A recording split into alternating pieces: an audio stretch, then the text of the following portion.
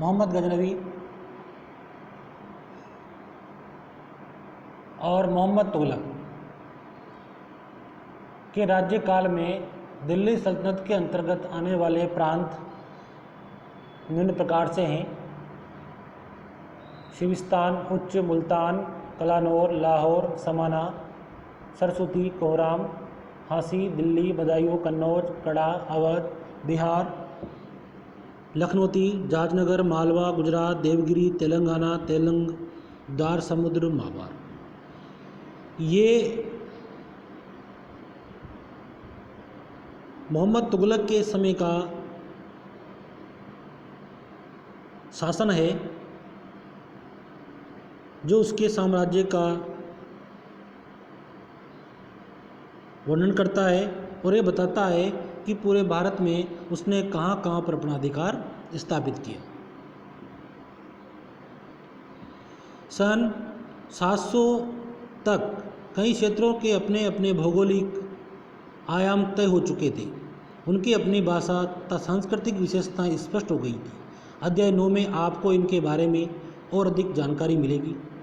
ये क्षेत्र विशेष शासक राजवंशों से भी जुड़ गए थे। इन राज्यों के बीच काफ़ी टकराहटें चलती रहती थी। कभी कभी चोल, खिलजी, तुगलक, मुगल जैसे राजवंश अनेक क्षेत्रों में फैला एक विशाल साम्राज्य भी खड़ा कर लेते थे। ये सभी साम्राज्य समान रूप से स्थिर या सफल नहीं हो पाते थे। उदाहरण के लिए अध्याय 3, अध्याय 4 की तालिका पृष्ठ की तुलना कीजिए। खिलजी और मुगल वंश के शासन कितनी कितनी अवधि तक चले हैं। 18वीं सदी में मुगल वंश पतन के ढलान पर था। फलस्वरूप क्षेत्रीय राज्य फिर से उभरने लगे, लेकिन वर्षों से जो सर्वक्षेत्रीय साम्राज्य का शासन चल रहा था, उससे क्षेत्रों की प्रकृति बदल गई थी। उन पर कई छोटे बड़े राज्यों का शासन चलता रहा था और उन राज्यों की बहुत सी बातें इस उपमहाद्वीप के अधिकार भाग पर फैले इन क्षेत्रों को विरासत में मिली थी। इस तथ्य का पता हमें उन कई परंपराओं से लगता है जो इन क्षेत्रों में उभरी थी। इन परंपराओं में कुछ एक दूसरी से भिन्न और कुछ एक समान है। ऐसी परंपराएं हमें प्रशासन, अर्थव्यवस्था के प्रबंधन, उच्च संस्कृत तथा भाषा के संदर्भ में मिलती है। सन 700 से लेकर 1750 के बीच के हजारों वर्षों में इन विभिन्न क्षेत्रों की प्रकृति एक दूसरे से कटकर अलग अलग नहीं पनपी थी।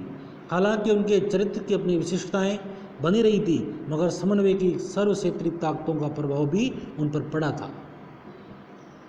पुराने और नए धर्म। इतिहास के जिन हजार वर्षों की पड़ताल हम कर रहे हैं, इनके दौरान धार्मिक परंपराओं में कई बड़े परिवर्तन आए। जैविक तत्वों में लोगों की आस्था कभी कभी बिल्कुल ही व्यक्तिगत स्तर पर होती थी, मगर आमतौर पर इस आस्था का स्वरूप सामूहिक होता था। किसी दैविक तत्वों में सामूहिक आस्था यानी धर्म प्राय स्थानीय समुदायों के सामाजिक और आर्थिक संगठन से संबंधित होती थी। जैसे जैसे इन समुदायों का सामाजिक संसार बदलता गया, वैसे ही इनकी आस्थाओं में भी परिवर्तन आता गया। आज हम जिसे हिंदू धर्म कहते हैं, उसमें भी इस युग में महत्वपूर्ण बदलाव आए हैं। इन प्रयत्नों में से कुछ नए देवी देवताओं की पूजा, राजाओं द्वारा मंदिरों का निर्माण, समाज में पुरोहितों के रूप में ब्राह्मणों का बढ़ता महत्व तथा बढ़ती सत्ता आदि। संस्कृत ग्रंथों के ज्ञान का कारण समाज में ब्राह्मणों का बड़ा आदर होता है। इनके संरक्षक थे नए नए शासक जो स्वयं प्रतिष्ठा की चाह में थे। इन संरक्षकों का समर्थन होने के कारण समाज में इनका दबदबा और भी बढ़ गया था। इस युग में एक महत्वपूर्ण परिवर्तन भक्ति की अवधारणा के रूप में आया। इसमें ईश्वर की कल्पना एक ऐसे प्रेमल इष्ट देवी देवताओं के रूप में की गई थी जिस तक पुजारियों के विशद कर्मकांड के बिना ही भक्त स्वयं पहुंच सके।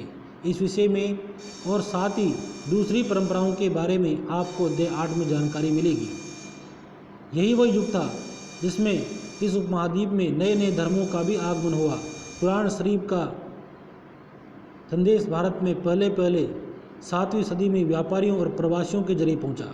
मुसलमान कुरान शरीफ को अपना धर्म ग्रंथ मानते हैं, केवल एक ईश्वर अल्लाह की सत्ता को स्वीकार करते हैं, जिसका प्रेम, करुणा और उदारता अपने में आस्था रखने वाले हर व्यक्ति को गले लगाता है, चाहे उस व्यक्ति को सामाजिक पृष्ठभूमि कुछ भी रही हो या न रही हो। कई शासक इस्लाम और इसके विद्वान धर्मशास्त्रियों और न्यायशास्त्रियों अर्थात उलेमा को संरक्षण देते थे। हिंदू धर्म की ही भांति इस्लाम के न्यायी भी अपने धर्म की अलग अलग तरह से व्याख्या करते थे। मुसलमानों में कुछ शिया थे जो पैगंबर साहब के दामाद अली को मुसलमानों का विधि सम्मत नेता मानते थे, और कुछ सुन्नी थे जो खलीफाओं के प्रभुत्व को स्वीकार करते थे। इस्लाम के आरंभिक दौर में इस धर्म का नेतृत्व करने वाले खलीफा कहलाते थे और आगे भी इनकी परंपरा चलती रही। इस्लामी न्याय सिद्धांत विशेषकर भारत में हनफी और शफी ऐसे सिद्धांत थे कि विभिन्न परंपराओं में भी कई महत्वपूर्ण अंतर रहे हैं। ऐसे ही धर्म सिद्धांतों तथा रहस्यवादी विचारों को लेकर विभिन्नताएं देखने को मिलती है। अब कल हम पढ़ेंगे समय और इतिहास के कालखंडों पर विचार।